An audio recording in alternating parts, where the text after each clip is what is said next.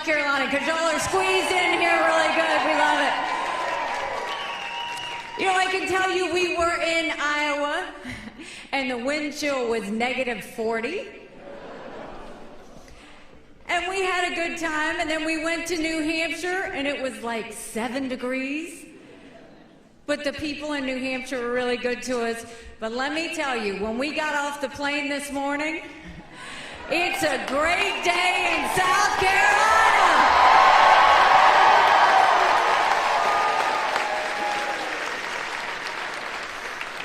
You know, we started this race. There were 14 people in the race. We had 2% in the polls, and we worked our way up.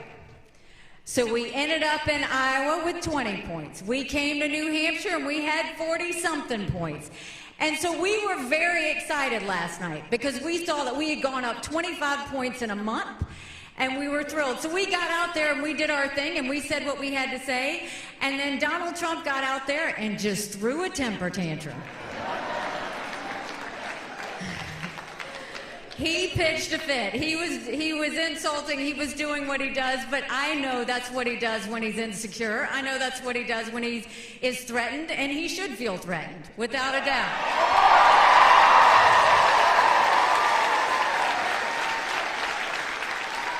You know, it's interesting because a few days ago, he was going on and on about me. I mean, for a while. On and on about why I didn't send in security to the Capitol on January 6th. He said it over and over and over and over again. I mean, somebody's got to tell him I wasn't there on January 6th. I've never been at the Capitol working in a job like that, but I think he was a bit confused, and so we'll let that pass. But the thing is, you look at what's happening. And out of everything that he said in his rant, he didn't talk about the American people once. He talked about revenge. He didn't talk about the fact that we've got an economy in shambles and an inflation that's out of control. He didn't talk about the fact that we only have 31% of 8th graders in our country who are proficient in reading. He didn't talk about what we were going to do to get the lawlessness on the border under control. He didn't talk about what we were going to do to bring law and order back to our country. He didn't talk about what he was going to do to help all the wars that we're in and to keep us from going to war. He didn't talk about any of that.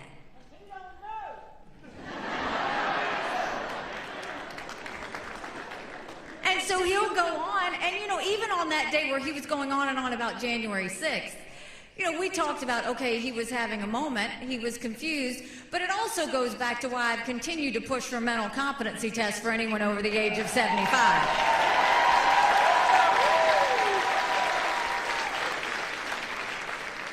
And so he got upset, and he said that he would take one, and he'd challenge me to one, and that he would beat me.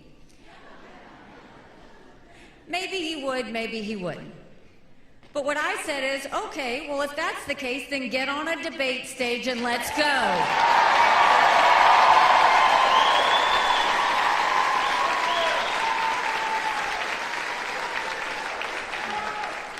Bring it, Donald. Show me what you got.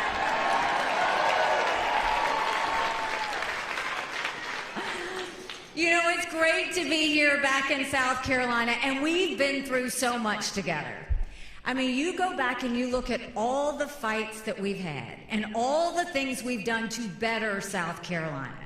It makes me so proud. The first thing I think about is what happened when we saw a lot of legislators voting by voice vote. What did we do when we were here in South Carolina?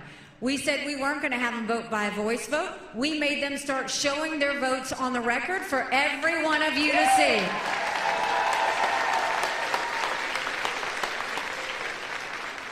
We passed laws that made them show you how they made their income and disclose all the money that they had so that you could see that.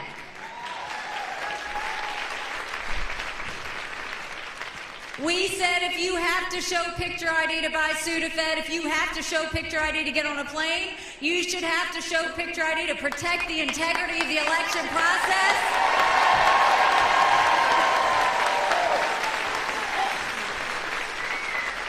We passed voting Carolina. We went on and passed the toughest illegal immigration law in the country. President Obama sued us and we won.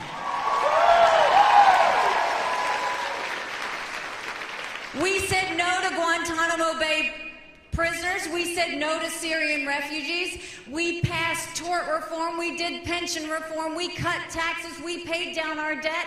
And South Carolina was proud.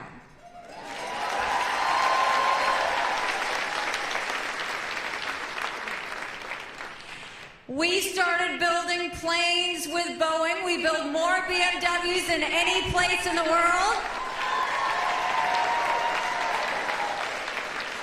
We brought in Mercedes-Benz. We brought in Volvo. 5 international tire companies, and yes, they were referring to us as the beast of the Southeast, which I still love.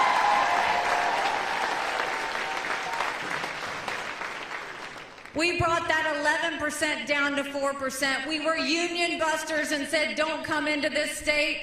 We went a step further and we said that we were going to start making South Carolina work again. We opened up industry. We opened up business. We started getting our kids back on track. There were so many things that we did together.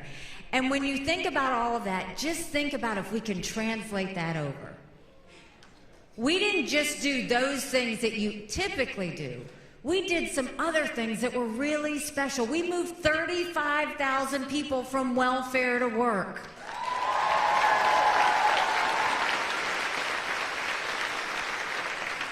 We put reforms in our prison system, and South Carolina now has the lowest recidivism rate in the country.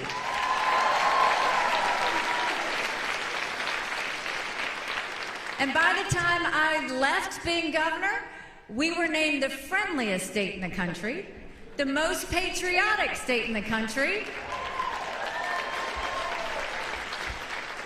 and the one you're not going to be so happy with me about, we were named the #2 state in the country people were moving to.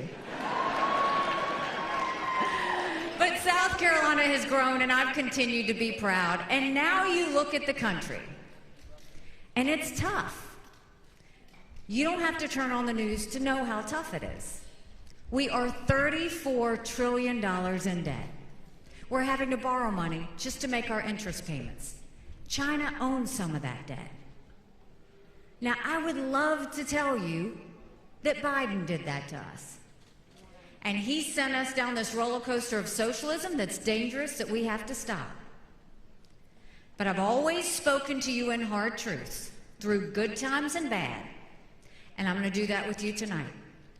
Our Republicans did that to us too.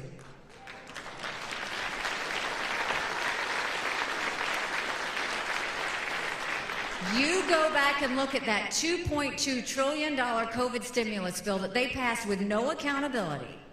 They expanded welfare that's now left us with 80 million Americans on Medicaid, 42 million Americans on food stamps. That's a third of our country. And did Republicans try and make it right? No. They doubled down and opened up earmarks for the first time in 10 years, passing through 7,000 of them last December. Want to know how they spent your money?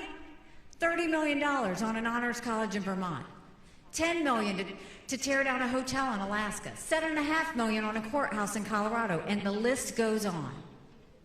In the 2024 appropriations budget, Republicans put in $7.4 billion worth of pet projects and earmarks.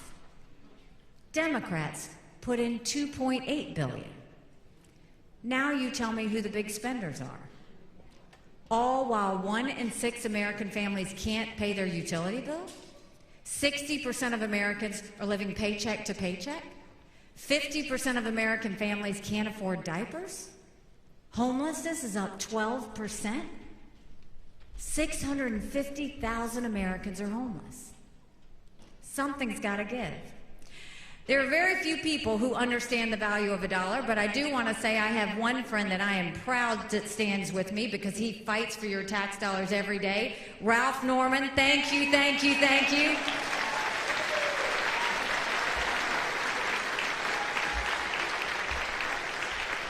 He helped me fight the political elite at the State House. He's fought the political elite in Congress. Ralph, keep fighting. I'm coming, and we'll do it together.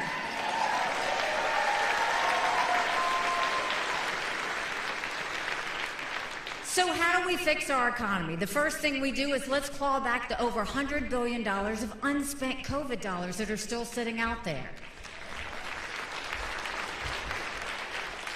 Instead of 87,000 IRS agents going after middle America, let's go after the hundreds of billions of dollars of COVID fraud. 1 out of every $7 was spent fraudulently.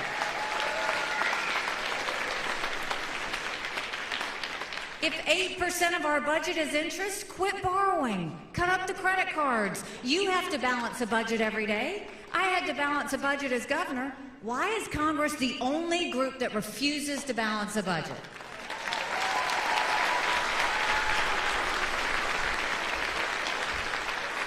We'll stop the spending, we'll stop the borrowing, we'll eliminate the pet projects and earmarks, and I will veto any spending bill that doesn't take us back to pre-COVID levels.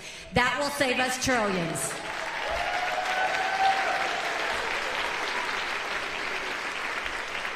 And then we're going to reduce the size of the federal government. We're going to take as many federal programs as we can and send them down to the state level.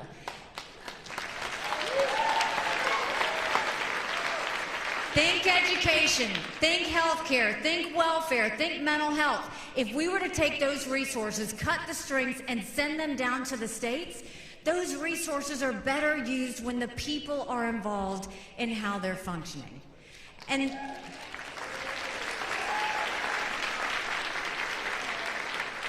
then we need to open up the middle class. The rich are getting richer, and the poor are getting poorer. And so the way we're going to do that is we're going to eliminate the federal gas and diesel tax in this country.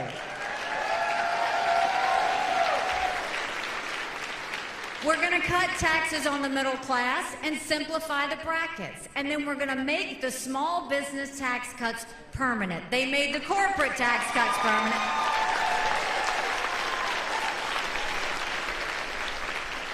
They took care of the corporations, but they didn't take care of the small businesses. When we make those permanent, that is showing what I have always believed. Small businesses are the heartbeat of our economy. We need to start acting like it.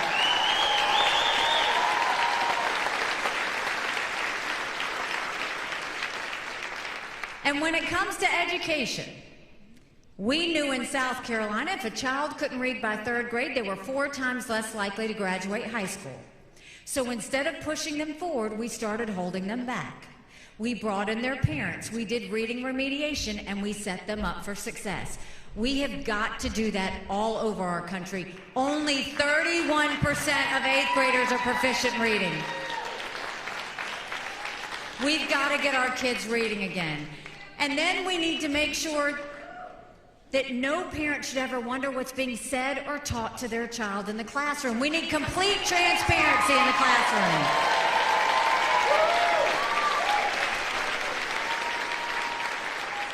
We will put every curriculum online for every parent to see. And that goes back to the fact that parents have one job, and that's to make sure we do right by our parents. That's why every parent should be able to decide which mode of education or which school their child goes to.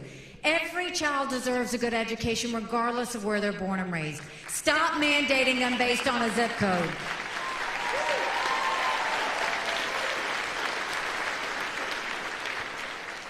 And then let's start building things across the country like we do in South Carolina by putting vocational classes back in the high schools.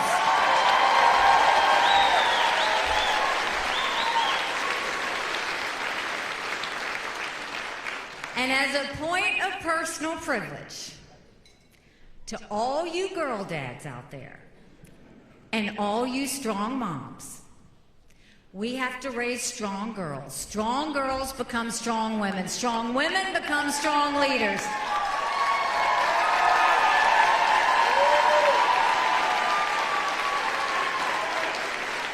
And none of that happens if you have biological boys playing in girls' sports. We've got to cut that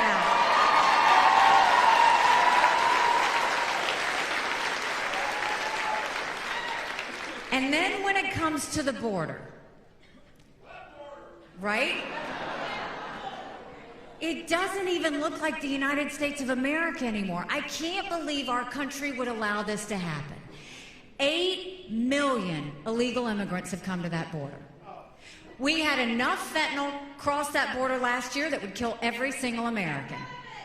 Number one cause of death for adults 18 to 45, fentanyl. And don't think for a second China doesn't know what they're doing when they send it over. You know, in South Carolina, when we put the toughest illegal immigration law in the country, when Obama sued us over it, we fought and we won. We need to take what we did in South Carolina and we need to go national with it.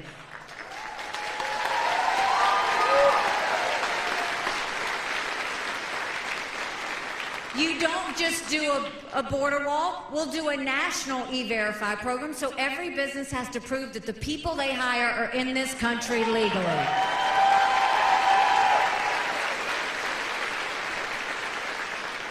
We will defund sanctuary cities once and for all. No more safe havens in America. We'll put 25,000 Border Patrol and ICE agents on the ground and let them do their job. We'll go back to the Remain in Mexico policy so that no one even steps foot on U.S. soil. And instead of catch and release, we'll go to catch and deport. That is how we will take care of the border.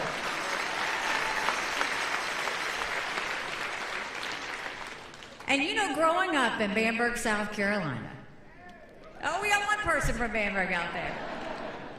My parents always taught me that you take care of those who take care of you. I'm going to ask you if we're taking care of those who take care of us. Right now in America, over 35,000 of our veterans are homeless. 1 in 3 suffers from PTSD or thoughts of suicide. We lose 22 heroes a day to suicide.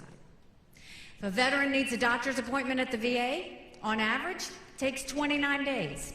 Why 29 days? Because on the 30th day, they can go to the doctor or hospital of their choice. So midway through the 29 days, they get a call to reschedule, and the clock starts all over again. It's shameful how we treat our veterans.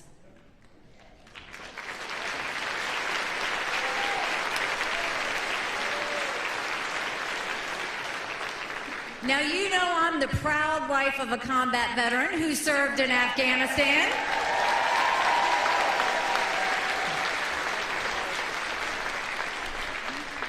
He was deployed when I was governor. He left me as a single mom governor, and yes, we are still married.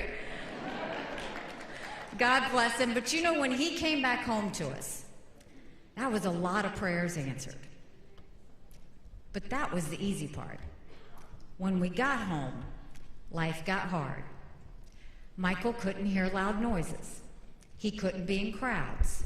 Life had passed him by for the year that he was gone, and the transition was tough. We can't just love our men and women when they're gone. We gotta love them when they come back home, too.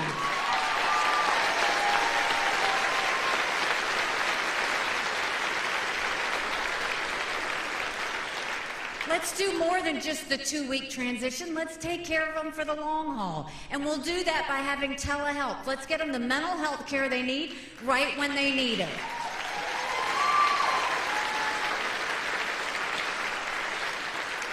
We'll let them go to the doctor or hospital of their choice. They've earned that right.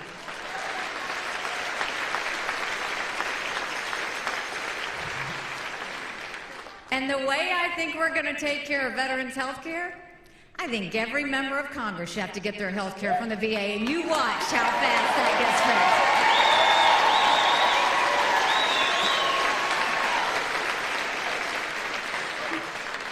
fixed. It'll be the best health care you've ever seen, guaranteed, if we do that. So we've talked about the domestic policies. Now let's talk about national security. The world is on fire, literally. You've got a war in Europe. You've got a war in the Middle East. You've got North Korea testing intercontinental ballistic missiles. You've got China on the march. But make no mistake, none of that would have happened had we not had that debacle in Afghanistan. Nikki Haley, how about the genocide that's happening in Palestine? What are you doing about that? How many kids have you killed? How many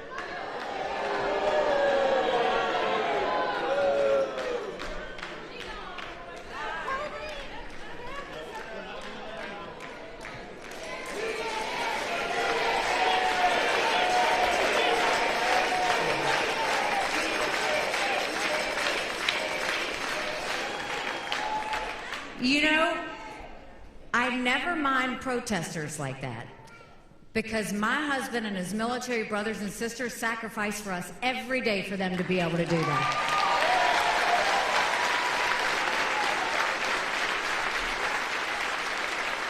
We are blessed to live in America.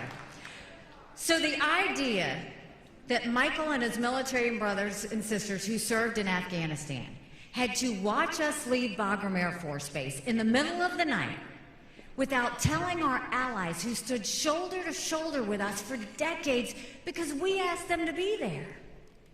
Think about what that told our friends. More importantly, think about what that said to our enemies. We've got to start looking at foreign policy differently, right?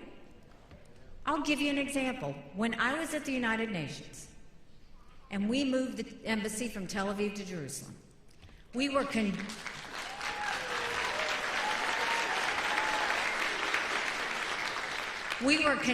by the entire world, and I was proud to take on that fight.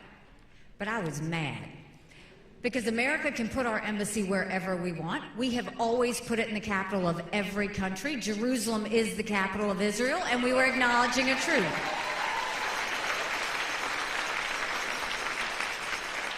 But I went to my office and I said, I want you to put a book together. I want you to list all 193 countries at the UN. I want the second column to be the percentage of times they voted with the U.S. and against the U.S. And I said, I want the third column to be how much foreign aid we give them. I took that book and I gave it to President Trump. He lost his mind. He's flipping pages, he's yelling out countries, and I said, look, I'm not saying we give foreign aid based on a percentage vote at the UN, but that should be one of the things we look at. Quit trying to buy friends. Quit trying to pay off enemies.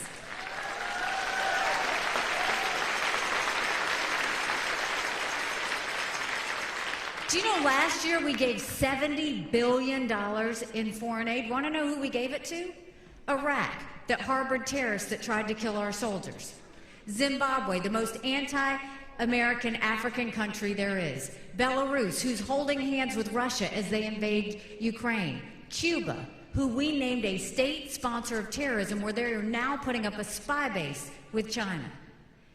And the one that makes me sick to my stomach, we gave money to China. How weak do we look? When I'm president, we will no longer give money to countries that hate America.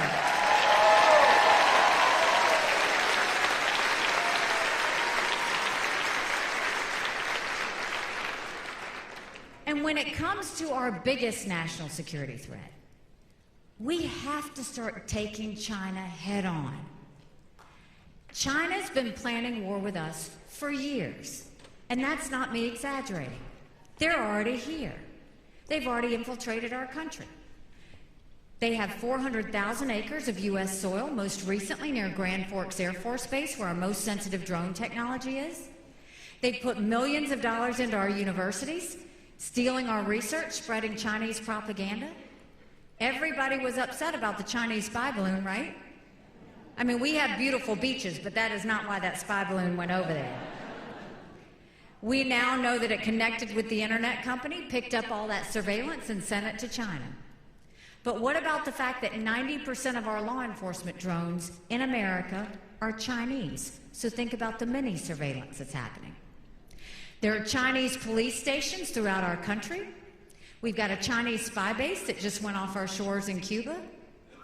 We've had more Americans die of fentanyl than the Iraq, Afghanistan, and Vietnam wars combined. 75,000 Americans last year alone.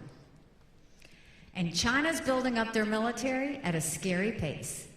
They now have 500 nuclear warheads. That's 100 more than they had last year. They have the largest naval fleet in the world. They have 370 ships. They'll have 400 ships in 2 years. We won't even have 350 ships in 2 decades. They're doing artificial intelligence. They're doing cyber. They're doing space. They're developing hypersonic missiles. We've barely gotten started. And now China's the lead developer of neurostrike weapons. Weapons engineered to change the brain activity of military commanders and segments of the population. That's who we're dealing with. So don't let Biden tell you that China is a competitor.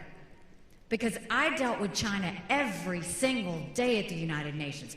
They never looked at us as a competitor. They always looked at us as an enemy. We've got to start looking at them the way they look at us.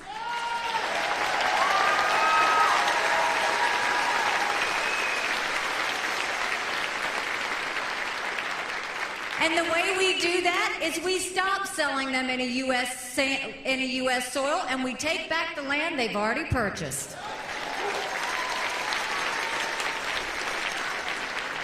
We go to our universities and we say, you either take U.S. money or you take foreign money, but the days of taking both are over, and we get that foreign intrusion out of our schools. We blacklist any technologies that builds up their military and threatens America. And we go to China and say, we're going to end all normal trade relations with you until you stop murdering Americans with fentanyl. You watch how fast they move. They need our economy.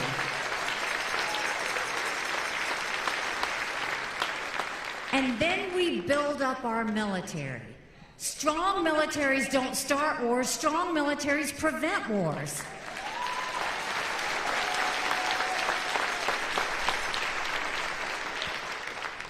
And the way you build up a strong military is not by throwing a lot of money at it. You actually clean it up. You get rid of the bureaucracy. You get rid of the red tape. You make sure they stop playing favorites with defense contractors. And instead, what you do is you modernize. Right now, we've got too many generals focused on wars of the past, land, air, and sea. They need to be looking at the threats of the future: artificial intelligence, space, cyber, hypersonic missiles, submarines. Those are the things we're going to need for the future.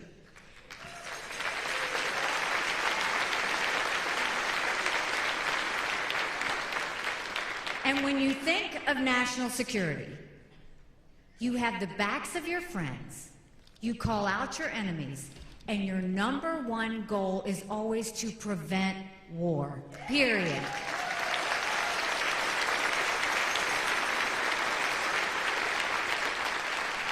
So we know what we need to do domestically, we know what we need to do with national security, but now we've got to acknowledge some hard truths to get that to happen. Republicans have lost the last 7 out of 8 popular votes for president. That is nothing to be proud of. We should want to win the majority of Americans.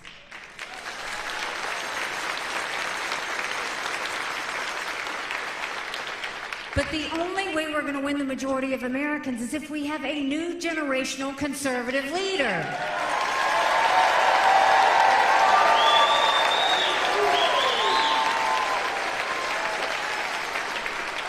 We have to leave the negativity and the baggage behind and focus on the solutions of the future.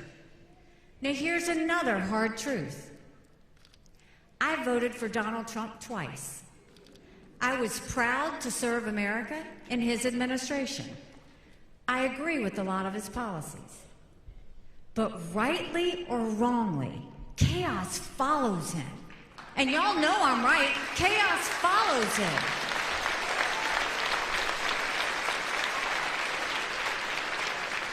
And we can't have a country in disarray and a world on fire and go through 4 more years of chaos. We won't survive it.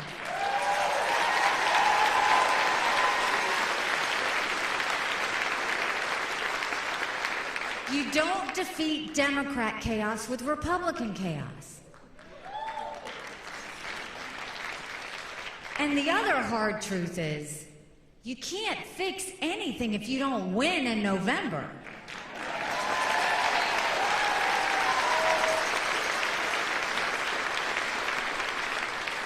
You look at any of these general election polls, and Joe Biden and Donald Trump are even, we're going to see the same thing we saw in 2018, in 2020, in 2022. And that's a smart man right there. If you've lost 3 times, what makes you think the 4th time is going to be different?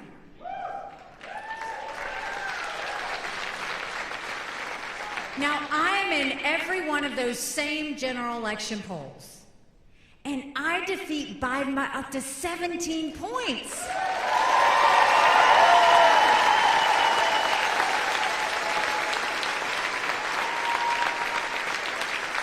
That's bigger than the presidency. That's governorships, that's House, that's Senate, that's all the way down to the school board.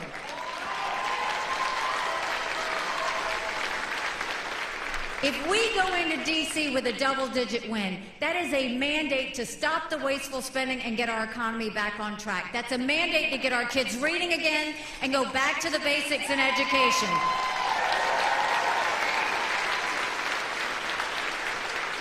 That's a mandate to secure our borders with no more excuses. That's a mandate to have law and order back in our country, and that's a mandate for a strong America that we can be proud of. Don't you want that?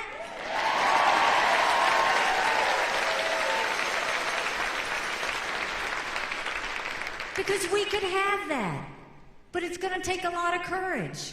Courage from every person in this room. Courage for me to run. And courage for every one of you to know, don't complain about what happens in a general election if you don't play in this primary. It matters.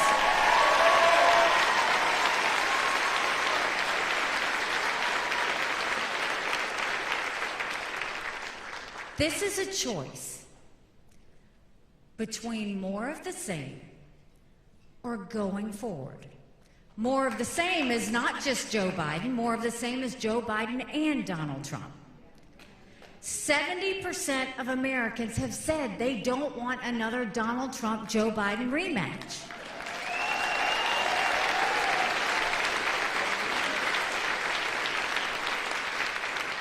The majority of Americans disapprove of Donald Trump and they disapprove of Joe Biden. And with everything going on in our country and our world, are we really going to give ourselves the choice of 2 80-year-olds running for president?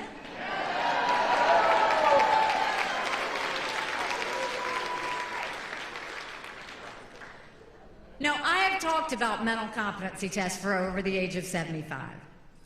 The reason I do that is not out of being disrespectful. We all know 75-year-olds that can run circles around us. And then we know Joe Biden. We need to know that we've got people at the top of their game. These are people making decisions on our national security. These are people making decisions on the future of our economy.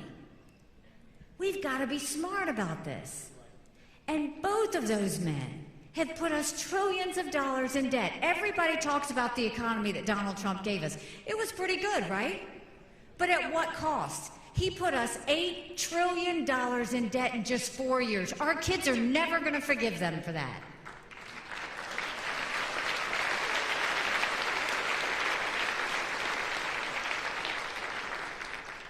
So it's a real choice. And when you look at Joe Biden and Donald Trump, what do they talk about? They talk about the past. They talk about grievances. They're focused on their investigations, both of them. We don't have time for that chaos. We just don't.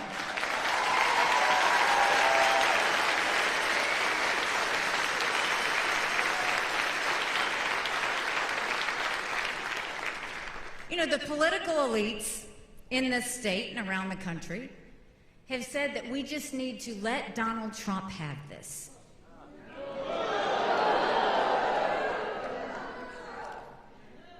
Listen, we've only had 2 states that have voted. We got 48 more that deserve to vote.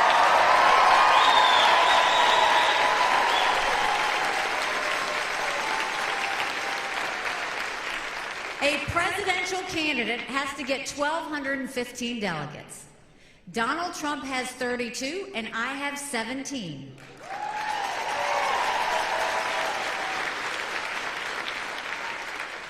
So we are not going to sit there and just give up.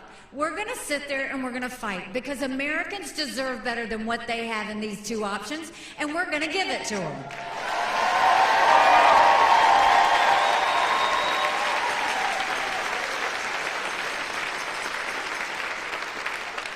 You know, 6 months ago, I dropped my husband Michael off at 4 a.m. for another year-long deployment.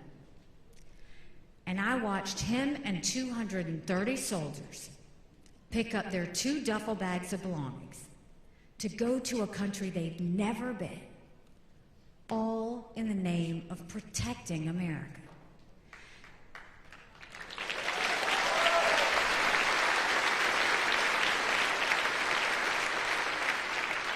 They're willing to sacrifice their lives and their families because they still believe in this amazing experiment that is America.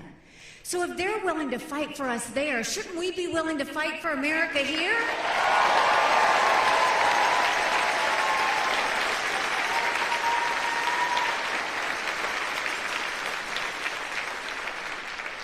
Because we have a country to save. You know, when I announced, they asked me why I was running. And I said, my parents came here 50 years ago to an America that was strong and proud and full of opportunities. I want them to know that country again. I'm doing this for Michael and his military brothers and sisters because they need to know their sacrifice matters. They need to know that we love our country.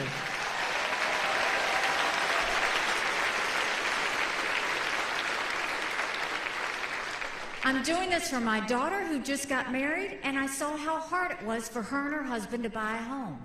The average home buyer in America now is 49 years old. The American dream is leaving that.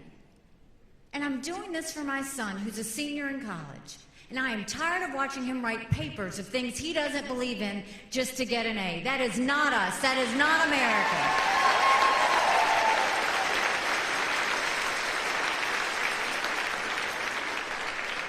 And for the first time, 81% of Americans don't think their kids are going to live as good of a life as we did. We can't be okay with that. I'm not okay with that. We do have a country to save. But I'll promise you this. You have been with me before. If you will join with me again, one last time, if you will go tell 10 people that we need them a month from today to vote in that primary, if you will go get your yard sign and go to NikkiHaley.com, do you know, by the way, that we have raised $1 million since I gave that speech last night online in small dollars?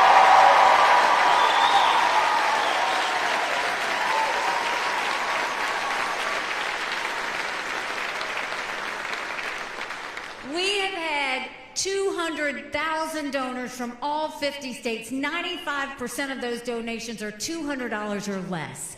This is about real Americans.